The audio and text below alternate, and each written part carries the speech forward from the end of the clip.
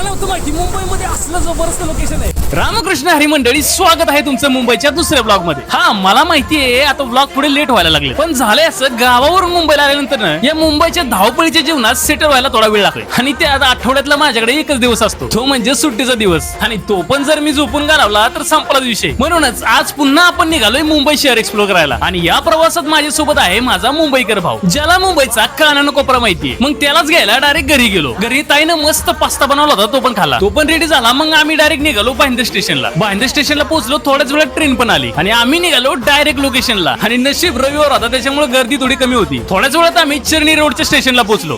भाऊ, मग आज कुठे जायचं? आज मी तुला बोलत नाही, दाखवतो.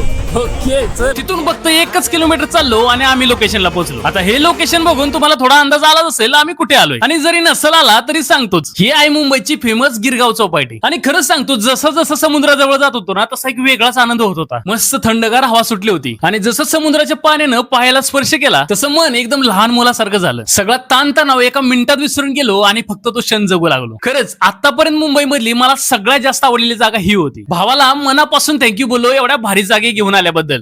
भावा, एक नंबर लोकेशन, एक नंबर फुल पैसा वसूल लोकेशन आहे. पूर्णपणे चुकून गेले.